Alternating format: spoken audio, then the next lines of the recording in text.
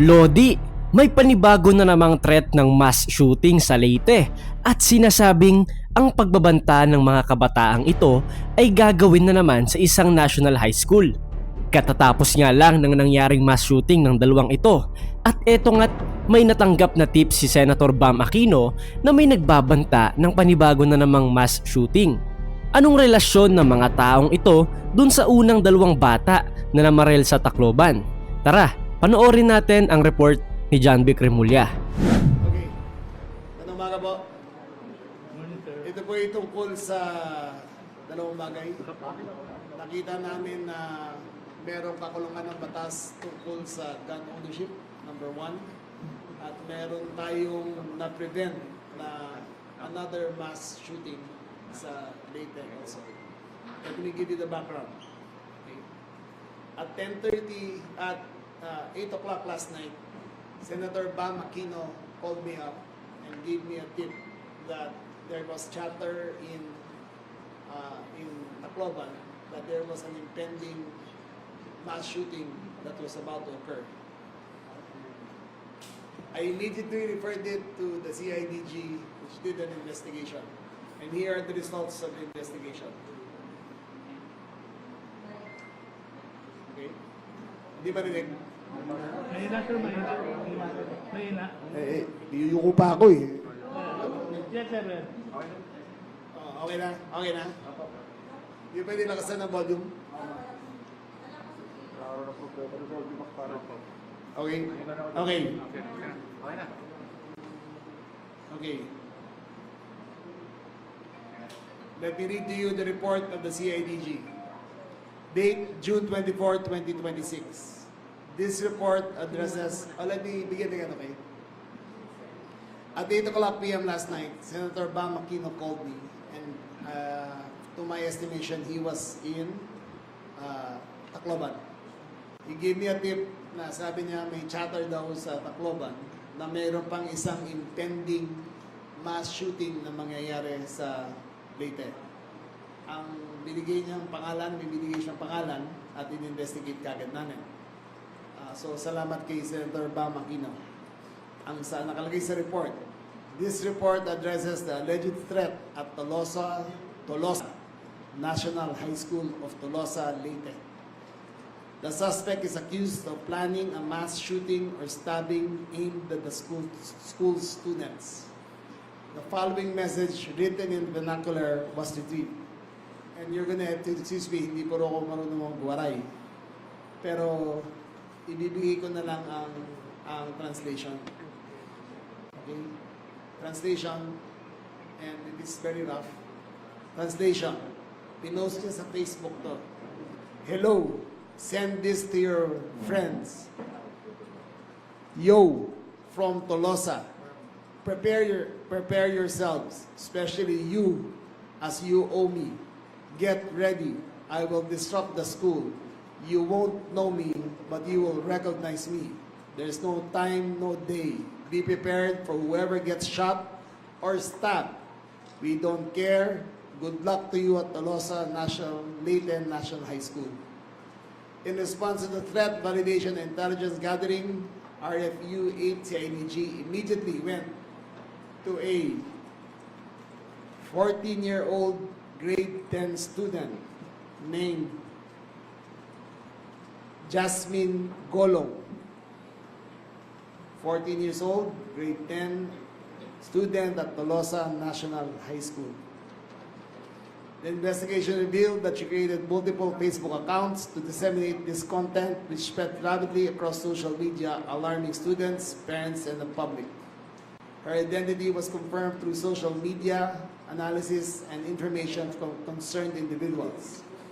However, the accounts and original posts were deleted after engagement with Jasmine, who was hesitant and uncooperative due to the fear of repercussions. Her parents, when approached by Tolosa MPS, refused to provide information about the incident. So again, there was no incident. Pero sinabi niya, nag-post na siya na may mangyayari. Nung nalaman namin, inaktuhan kagad namin. Okay? There are several motives behind this, namely The incident arose from, this is according to the investigation, the incident arose from Jasmine's personal and family issues. Following engagement with their family, along with investigation results, the threat appears to be neutralized and inactive. No evidence of an organized plan or involvement of others was found, and neither Jasmine nor her family had access to firearms. It is possible that she was influenced by a recent shooting at San Jose National High School. Okay, why is this important? Ito po ay panawagan ko sa lahat ng mga netizens natin. Kung may makita po kayo na kahit anong threat or imminent threat or chatter sa mga group discussions na merong gustong gawing mass shooting or violence to be inflicted, please call 911 and inform right away. Gaano ka-importante ang 911? Within 1 minute of the shooting, tumawag ang teacher sa 911 sa Leyte. Within 5 minutes of the call, dumating na kagad ang first responders.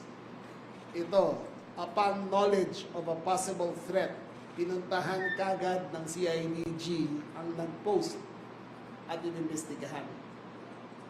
It could have been benign, pero pwede naging marahas. But any information, and I repeat, kung may nalalaman po kayo na nagpaplano o merong kausap na gustong gawing makaharasan sa mga eskwelahan o kapwa, pakikatawag kagad sa 911 and we will respond accordingly. Okay, that is the first. Number 2, with regards to the Tolosa incident, everything has been reported. But I have noticed a few infirmities of the law which I will recommend to Congress to revise.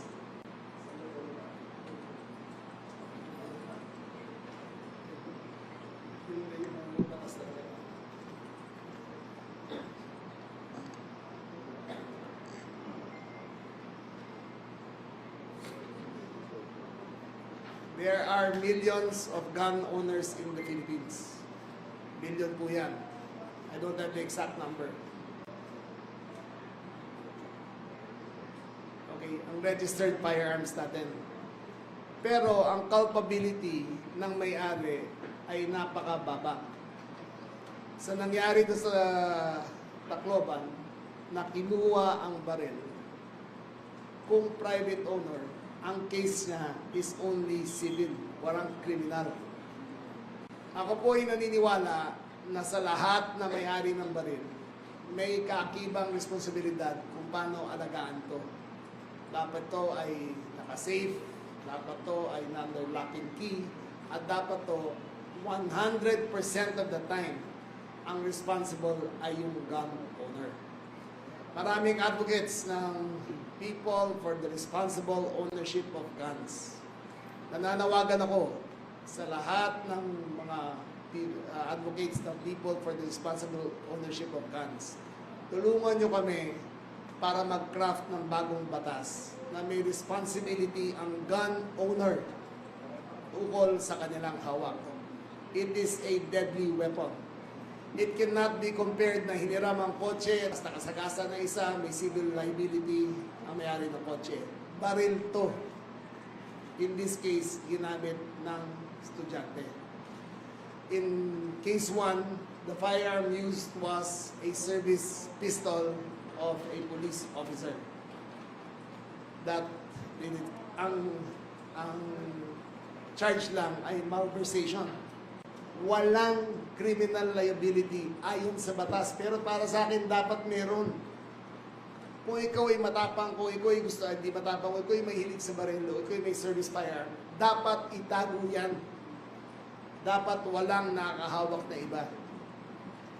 In the other case, security guard, nakalagay rin doon yung baril. Yung dalawang bata, 2 araw nilang pinano to at alam nila kung saan kukuha ng baril.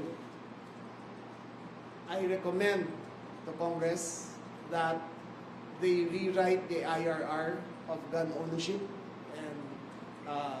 and the responsibility of owning firearms, and to put a criminal aspect into the illegal use or illegal transfer of their guns. People have to be responsible gun owners or gun operators. People have to take accountability. Sa nangyari dito, wala kaming ma-charge dahil bitin ng batas.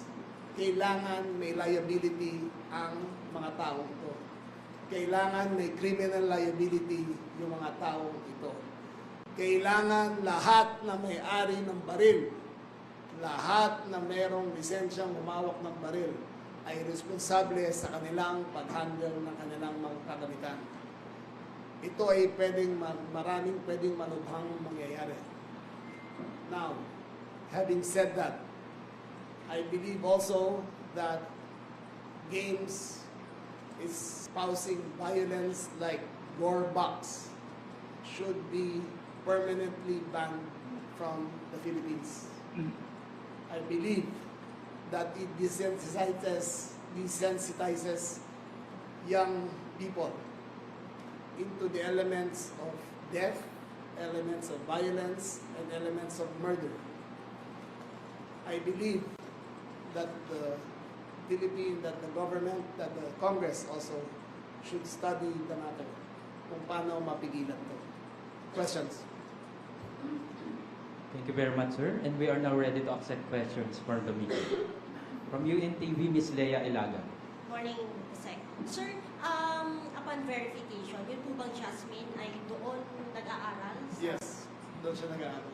Sir, background niya, nag-aano din ba siya 14 naglalaro? years. Ng, Oh, 14 years old, bigla na lang nag-post ng gano'n. Pero mukhang may issues sila ng parents niya. So, hindi pa kompleto eh. Kasi nangyari to alas 11 ng gabi bago siya nakuha. So, we're still debriefing her kung ano talaga ang intent niya. Again, ito ang infirmity ng Juvenile Justice Act. Nakita niyo yung mga bata nag-usap, ay, walang mangyayari sa akin kasi 14 years old lang ako. Pwede ako. Napansin rin na ng mga kapulisan na ginagamit ng mga drug lords na courier ang mga 14-year-olds. Sila ang ginagamit para walang charge. I recommend strongly to Congress that we work together to come up with a more comprehensive law on juvenile justice.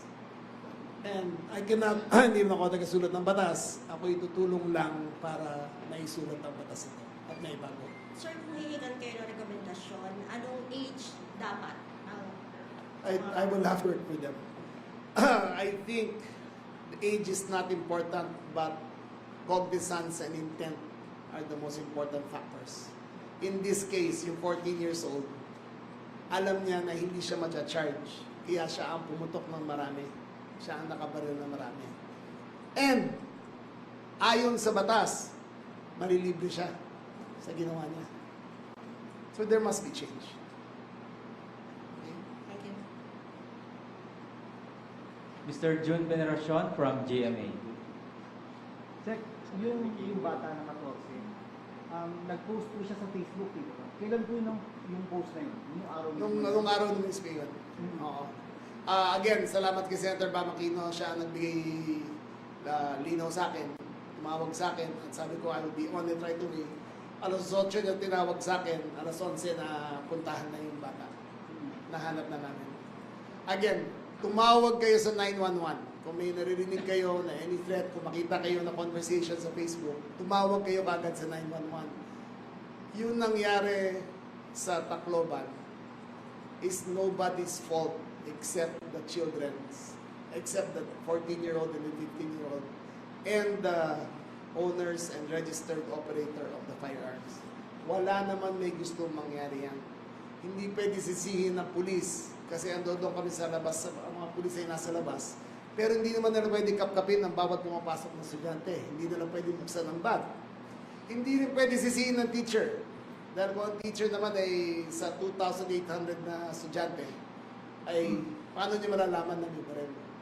Pero, I think it should be a collective responsibility ng buong eskwelahan na kung may bullying, ay i-report kagad sa principal. Again, I believe collective responsibility ng buong community yan na kung may bullying, i-report kagad sa principal. Though sabi niyo, Sec, walang access to firearms yung bata at saka yung pamilya niya. Tama po. Yung 14 years old, yes, Oo, wala. yung family niya, wala. Pero hindi ba kaya siya na-involve yung ginawa ng dalawang na? That's right. Tingin namin, gusto gumawa ng copycat. Copycat.